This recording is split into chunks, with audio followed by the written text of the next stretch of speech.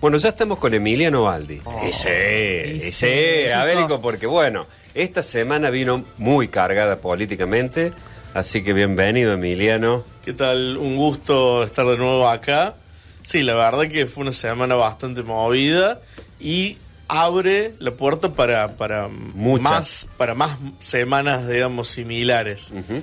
¿Qué título ese? Alcancé a... bueno. Hoy vinimos, sí, terraza. Para así debate cantes. No, bueno, esta semana se terminó de aprobar la reforma o la reglamentación sobre la ley 26.639, que es una ley que data de 2010, pero que no se había terminado, digamos, de justamente las leyes. Son abstractas, pero después se tienen que reglamentar en cuestiones operativas. Uh-huh. Bueno, en este caso, la propuesta, digamos, esto ya estaba planteado desde que surge el RIGI, uh-huh, el régimen de incentivo para grandes inversiones, ¿no? Una serie de inversiones mineras, por ejemplo, en este caso, que están de alguna forma frenadas por justamente esta falta de reglamentación de una ley, de una ley macro.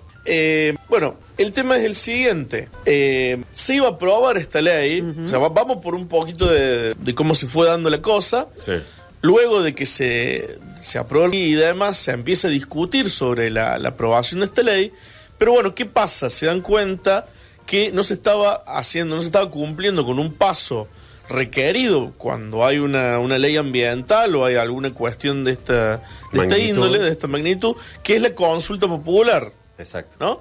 Entonces, bueno, se convoca una consulta popular y hay una cantidad de inscriptos que fue realmente impresionante.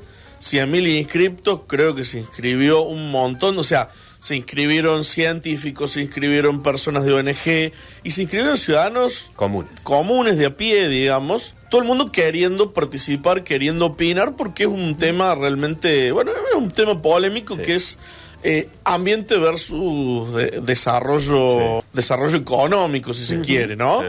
Que ya lo vamos a tratar, ¿no? Bueno, ¿qué es lo que pasa? Se llevó adelante esta audiencia de ese total de personas que estaban anotadas. Justamente, si le daban 2 minutos a cada persona, íbamos a estar años escuchando los argumentos, ¿no? Bueno, entonces se escuchó muy poca gente, pero se dio por cumplido esa parte. Después vamos a ver... Bastante polémica, Bastante polémica porque, si bien justamente cuando se abre esta consulta popular, lo que se intenta es que la ley no nazca muerta, uh-huh, porque, digamos, si vos no cumplís con los pasos anteriores, es muy fácil que te volteen la ley por inconstitucional, uh-huh, por no haber cumplido con el debido proceso. Entonces eso implica un atraso muy grande y un riesgo jurídico, que justamente si vos querés incentivar inversiones, lo que tenés que dar es previsibilidad jurídica, uh-huh, para las personas, para la empresa que quiere invertir. Bueno, pero de todos modos, al haber tantos inscriptos y al haberse escuchado a un número tan pequeño, bueno, hay que ver hasta qué punto se cumplió verdaderamente con una escucha activa de parte de los legisladores. Y también habría que ver si en el texto final de la ley, esto es materia de análisis, se tomó en cuenta lo que se dijo en esas exposiciones. Claro. Supongamos que se aprueba lo mismo y con las mismas, digamos, el mismo articulado, exactamente, el mismo contenido, pero la justificación tiene que dar cuenta de el debate previo. O sea, en vista de lo, digamos, de lo fundamentado antes. Si yo te digo no podés hacer esto o sí podés hacer esto,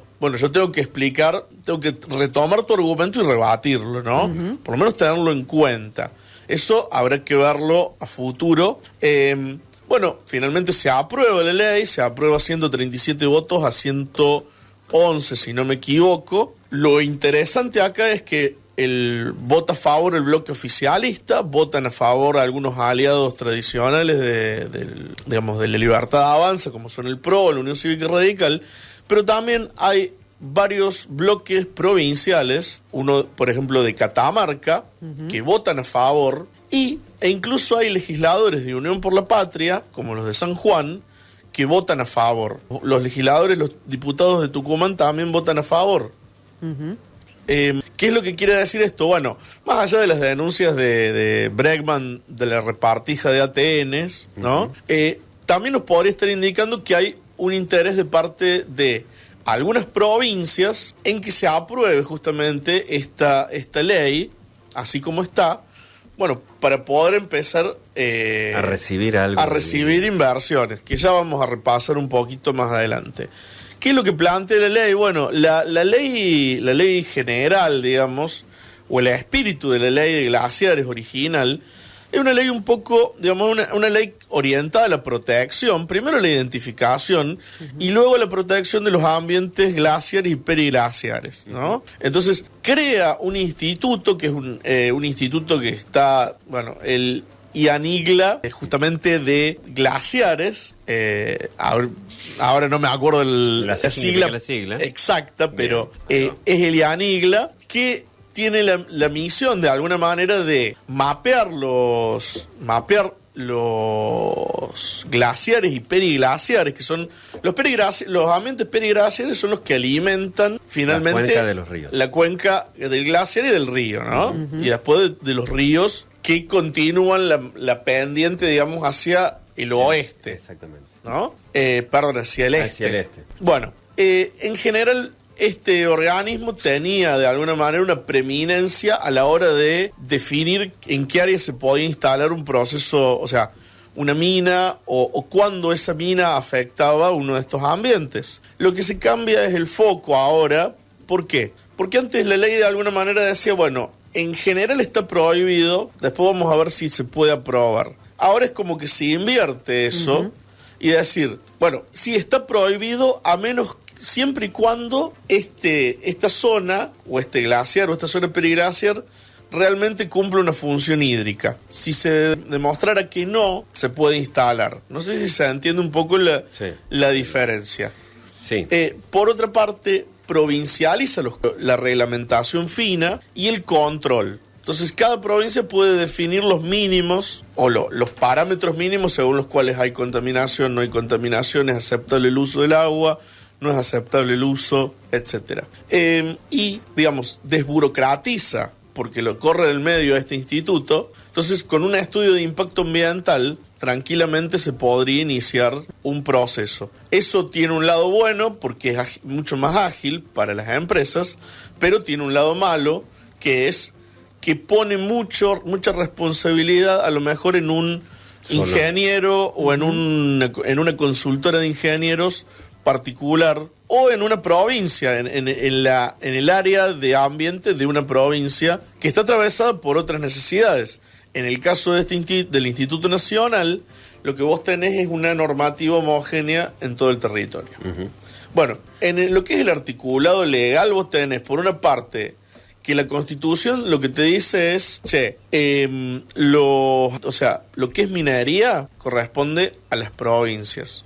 Pero por otra parte tenés el articulado ambiental que establece protecciones mínimas para todos, con lo cual ahí se podría decir que hay como una por lo menos una disputa de interés. Disputa de normas, ¿no? Claro. Disputa normativa. Uh-huh. Hay que ver qué derecho o qué articulado se privilegia en cada momento. Bueno, ¿cuáles son los actores clave acá? ¿Cuál es la disputa? ¿Qué es lo que quiénes están acá en la discusión y qué intereses tienen? Yo por ahí identificaría 3 o 4 actores. Uno de ellos es el Estado Nacional. El Estado Nacional es un impulsor del RIGI. Para el Estado Nacional, y esto lo han planteado varios funcionarios, la matriz productiva argentina propuesta y para los próximos años, o sea, los sectores altamente competitivos son el agro, la minería y la extracción de hidrocarburos, oil and gas, ¿no? Este sería uno de los sectores fuertes en los cuales apostaría este gobierno para generar trabajo, para generar divisas y para traccionar el resto de la economía. Entonces, es importante para el Estado Nacional aprobar esta ley por el ingreso de inversiones extranjeras que, lo veíamos en una de las placas, está entre los 20 y 25 mil millones de dólares, que es un monto, es lo que nos estaba por dar el salvataje Trump. por ejemplo. Entonces, bueno, eso es una inyección de capital importante para la Argentina, sumado a, bueno, posibles retenciones, posibles impuestos a las ganancias que cobre el Estado Nacional y posibles, por ejemplo, impuesto al cheque, entre otras formas de las cuales el Estado Nacional vería acrecentada su caja. Del otro lado tenés también provincias con un perfil minero donde de alguna forma hay un consenso generalizado de que la minería es buena, es positiva para la provincia, va a generar una actividad económica positiva, un impacto económico positivo, y es como, bueno, la joya de la corona, la niña mimada. Provincias como, vamos a poner un ejemplo, San Juan, Catamarca. Ahora bien, otro actor son las provincias que pueden sufrir un impacto que están hacia el este. Claro. Básicamente eso, porque de lo que estamos hablando es de la pendiente de la cordillera, tener las provincias, ¿bien? Que están pegadas a la cordillera y que son también provincias todas limítrofes, y de allí hacia el Atlántico es similar a lo que pasa en Chile con el Pacífico, ¿no? Es decir, es similar. Estamos hablando de las cuencas que nacen y que después, bueno, atraviesan los límites, que son límites políticos, básicamente, entre las provincias, ¿no? Exacto. No es que todos los límites entre las provincias o incluso entre los países son límites físicos, ¿no? Es decir, la mayoría de las disputas tiene que ver, de la soberanía en un lugar particular, tiene que ver justamente con eso. Porque las decisiones que se toman en una jurisdicción y benefician a una jurisdicción pueden tener un impacto en otras, ¿no? Claro, como el caso de la provincia de Mendoza y La Pampa, claro, ¿no? Con el río Atuel. El río Atuel, bueno, ese es el ¿no? antecedente más inmediato. Hay toda una disputa, inclusive, que llegó a la Corte Suprema y que se estudia habitualmente cuando uno estudia Derecho Constitucional. Es un caso que lo ves siempre, porque es una disputa entre dos entes subnacionales, ¿no? Donde la Corte Suprema tuvo que arbitrar y de alguna manera sentó un precedente instando o obligando a la provincia de Mendoza a de alguna manera mantenerle cierto caudal, porque tranquilamente Mendoza podría desviar la cuenca del Atuel y la Pampa se quedaría sin río, ¿no? Sin ese río. Bueno, entonces hay otra serie de provincias. Hay algunas provincias, yo digo, Entre Ríos, no me quiero poner en contra de nadie de Entre Ríos, pero Entre Ríos no tiene un impacto directo porque la mayor parte del agua que recibe Entre Ríos viene del acuífero Guaraní. Los mismos Misiones, los mismos Corrientes, Santa Fe, Buenos Aires.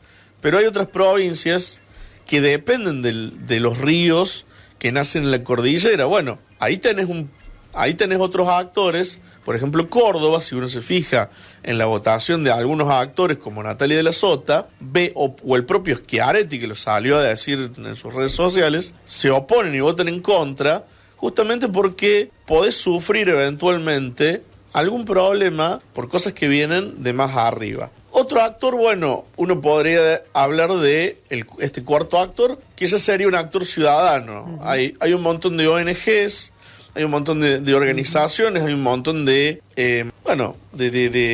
organizaciones de la sociedad civil que activamente defienden temas, o sea, se defienden en temas ecológicos o temas ambientales, y esto no lo estamos viendo ahora, pero potencialmente es algo que puede llegar a ocurrir cuando se pongan en marcha si es que se ponen en marcha estos emprendimientos económicos. Bueno, va a haber vecinos, va a haber gente que va a ver afectada su economía y su forma de subsistir, porque el uso del agua va a empezar a ser disputado. O sea, ¿para qué lo usamos al agua? Para riego, lo usamos para minería, para consumo humano. Bueno, o para minería, para la actividad productiva. Eso puede llevar a disputas. Sí. Básicamente para la vida. Y que organizaciones de vecinos a lo mejor se autoconvoquen y... ya pasó, por ejemplo, en Malvinas Argentinas, acá con Monsanto. Exactamente. Una asamblea hizo que Monsanto tuviera que agarrar su planta y instalarla en otro lado. Que obviamente todos crecen, ¿no? Claro, pero me parece que está bueno el punto, porque por un lado tenemos una promesa de inversiones, lo cual en un contexto en el cual hay una cierta deslegitimidad porque es lo que está ocurriendo también, es decir, por ahí hay una prisa, ¿no? Es decir, tenemos van como a distintas velocidades, eso es lo que yo advierto. En primer lugar, sigue como la promesa de que van a venir las inversiones, lo cual, inversiones de esa magnitud, los que asumen ese riesgo de hacer una inversión de esa magnitud, están monitoreando, no de acá al 2027, están monitoreando, son inversiones que por décadas en algunos casos. Entonces, sí, no, claro, por eso, por eso claro. hay parte del relato. Necesitan de la mano de obra que pueden conseguir de la misma provincia, porque eso también son actividades productivas con alto capital, digamos, de formación y muy específicas, que muchas veces la mano de obra que se encuentra en las provincias no está ahí. Entonces tienen que buscar en otro lado, ¿no? Sí. Incluso en otros países, ¿sí? Entonces, por ahí ese discurso de que va a traer más empleo o mejores condiciones al contexto, digamos, a la ciudad, a veces hay casos ya que dejan mucho que desear, ¿no? Y después lo que quería decir, que me parece que es muy importante o relevante en función de lo que señalaba recién Emiliano, que lo dijo medio como al pasar, es que justamente en la zona cordillerana, y por una cuestión también de soberanía, esto ya es soberanía nacional, hubo o existió una política por ahí sistemática de promover los asentamientos de poblaciones en esos lugares, porque vos necesitas, para justificar que hay, no sé, que esto sigue siendo Argentina, necesitas plantar una bandera argentina, necesitas tener una escuela, necesitas tener habitantes de Argentina que, bueno, entonces, si eso vamos a entrar seguramente en conflictos que tengan que ver con esto. Porque por un lado tenemos esa promesa de inversión, la promesa de trabajo, y por otro lado tenés a ese grupo o esa población que le cambie radicalmente la forma de vida, ¿bien? Lo cual es, yo te digo que ese no es un tema menor, porque así como ocurrió en Malvinas, es muy probable como antecedente que pueda ocurrir. Claro, si uno viaja a Mendoza, tiene la posibilidad de viajar a la provincia de Mendoza y uno puede acceder a determinados lugares, no sé, la utilización del baño o de lo que sea. Hay carteles constantemente en muchos lugares que dice cuide el agua porque usted está en un desierto, ¿sí? Entonces ahí en algunas provincias, en algunos lugares de Argentina hay una concientización, digamos, con respecto a la utilización del agua. Gran dilema y gran esto que vos planteabas recién, Emi, me parece también muy importante. ¿Para qué? ¿Para quiénes? Bueno, yo voy a lo último, digamos, que por ahí es lo que nos va a abrir el juego. El juego y justamente ahora ya La Pampa, la provincia de La Pampa, judicializó, digamos, interpuso un amparo colectivo para que se frene la aplicación de esta ley. Ese amparo fue presentado, el gobernador de La Pampa, lo presentó el gobernador de La Pampa, junto con la Universidad Nacional de La Pampa y con algunas fundaciones, digamos, con organizaciones de la sociedad civil. Y yo lo que veo es que va a ser el primero de posiblemente varios conflictos que van a tener que ver con esta ley. ¿Por qué? Bueno, justamente hay zonas de la Argentina, si bien, bueno, vamos a comparar con Chile, ¿no? La minería en Chile representa gran parte de la economía chilena, y si uno lo compara con Argentina, la minería en Chile está mucho más desarrollada. Pero ¿qué pasa? Chile atraviesa ahora y se va a profundizar en los años que vienen una crisis hídrica, no necesariamente causada por la minería, ¿no? Pero ¿qué pasa? La minería agrava un problema ya existente. ¿Quiere decir que en Argentina va a haber una crisis hídrica? No. O sea, yo ahí voy a ser cauto. Acá en Villa María no va a faltar el agua, va a haber agua potable, etcétera. Pero hay zonas puntuales de la Argentina, toda la zona cordillerana, donde vos bien señalabas esto de, cuide el agua, que esto es un desierto, donde va a haber un riesgo grande de estrés hídrico y donde se van a empezar a judicializar estos problemas de se instala la mina acá, pero ¿qué pasa con las poblaciones que circundan? Digo, yo tengo un campo, produzco aceitunas, tengo un campo que está a 200 kilómetros de la mina, pero el agua viene de ahí. y a mí me empieza a faltar agua. ¿Qué hago yo? Interpongo un recurso de amparo inmediatamente. Digo, porque ahí es de una lesión a un...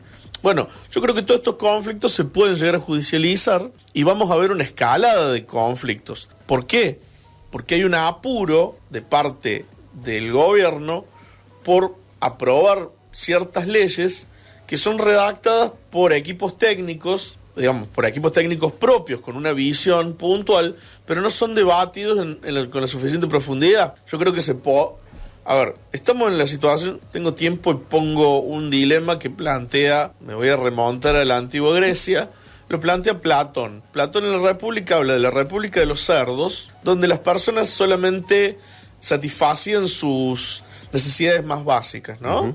Frente a la República de los humanos, donde hay un montón de necesidades. Bueno, hoy por hoy tenemos un montón de necesidades. Nuestros teléfonos tienen baterías de litio, las computadoras tienen baterías de litio. O sea, no podemos de alguna forma evitar, pero sí, por ejemplo, a través de la escucha activa y de la adopción de recomendaciones hechas por científicos, se puede atenuar el riesgo que supone para el ambiente y para las generaciones futuras.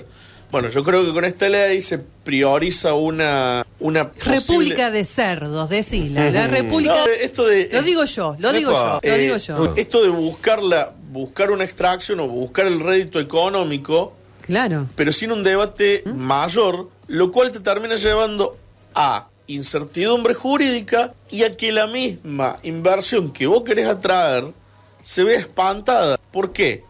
Porque va a ir a otro lado. Pero las inversiones en minería son inversiones, en general las inversiones industriales, son inversiones millonarias. Bueno, pero ahí hay como una cosita. Sí. Una cosa es la industrial y otra cosa es la minera. ¿Por qué lo digo? Porque me parece que es importante la salvedad. La minería no genera muchos puestos de trabajo, por lo menos los puestos que genera la industria. Entonces... es algo que nosotros hemos vivido como modelos, ¿no? Mi planteo es este. Vos tenés una inversión en maquinarias. Sí, por supuesto.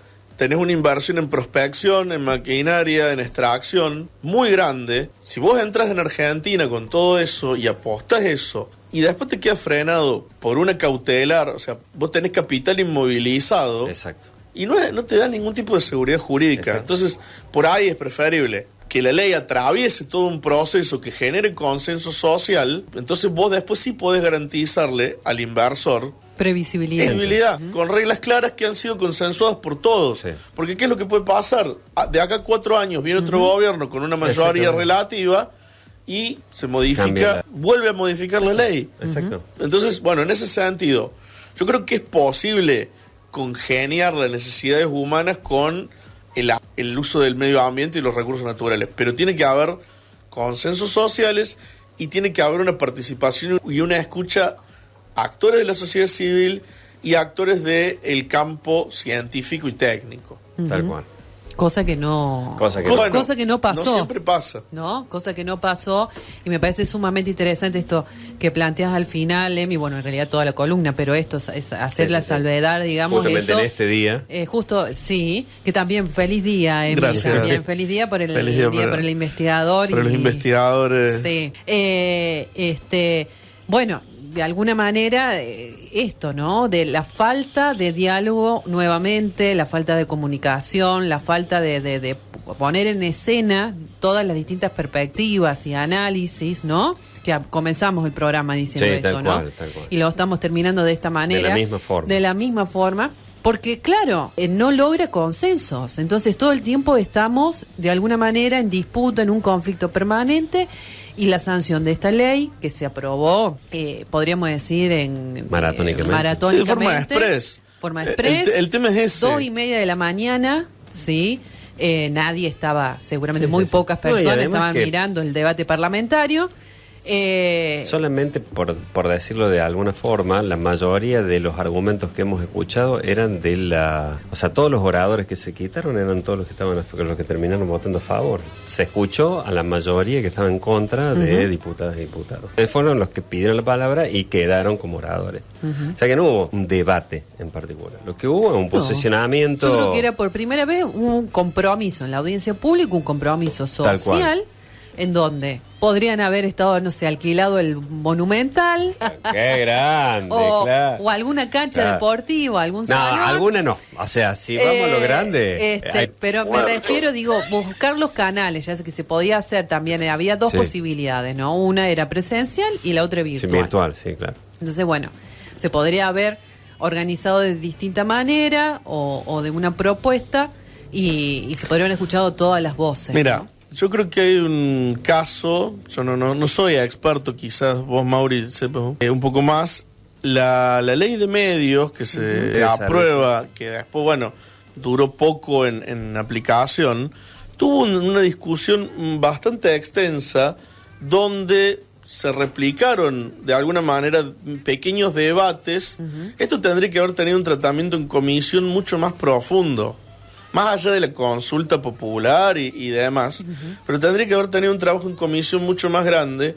¿Para qué? Para que después todos estos detalles ríspidos, de alguna manera, estén contemplados y no generen la judicialización. Porque la judicialización es el fracaso de esas leyes. Exactamente, exactamente. Bueno.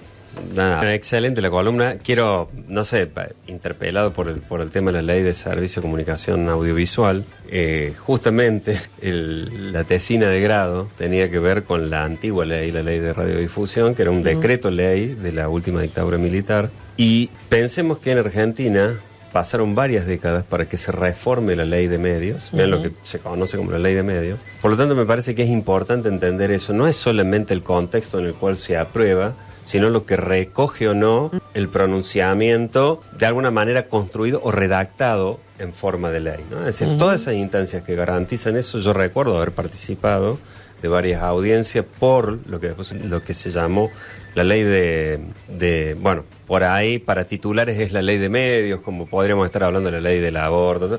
Que son formas por ahí que desde los medios por ahí tenemos la culpa de denominarlos de esa forma, y por ahí me parece que la otra torpeza que también se comete muy a menudo es asociarla con una gestión política. Entonces no es que se trata por la última, diría, la ley de medios K, es decir, no, o sea, en ese contexto sí fue discutida y sancionada, pero no necesariamente reflejó la posición, por ejemplo, del kirchnerismo. Eso es lo que me gustaría resaltar, porque si no terminamos de alguna manera condicionando la discusión, ¿no? Es decir, la ley del aborto no se llama la ley del aborto. No, bueno, pero por ejemplo, la ley de interrupción, ¿no? La ley de interrupción voluntaria del embarazo también tuvo una discusión muy profunda y fue una ley, se aprobó durante la gestión de Macri, pero fue una ley que tuvo durante la presidencia de Macri, ¿fue? Sí. Pero fue transversal el voto inclusive en el Parlamento, transversal a los dos bloques, ¿no? Por supuesto, con lo cual uno, bueno, si quieren decir que es de Macri, la verdad a mí me da lo mismo, pero la ley se aprobó. Y fue fruto de unos consensos, si bien hubo un conflicto, hubo una serie de búsqueda de consensos, y cuando se aprueba se tiene en cuenta la parte que votó en contra también. Se le escuchó, tuvo la posibilidad de expresarse, y a la hora de aprobar se sabe que hubo una parte importante que dijo que estaba en contra. Y se contempló algunos argumentos y posicionamientos del sector. Que uno esperaría. Claro, que uno esperaría también que haya pasado también en esta legislación y en otras legislaciones que también. Bueno, como decía la placa, quizás un poco polémica. Esto es un volcán judicial. Exactamente. Pasamos de un glaciar a un volcán justamente por la forma en la cual se trató todo el proceso.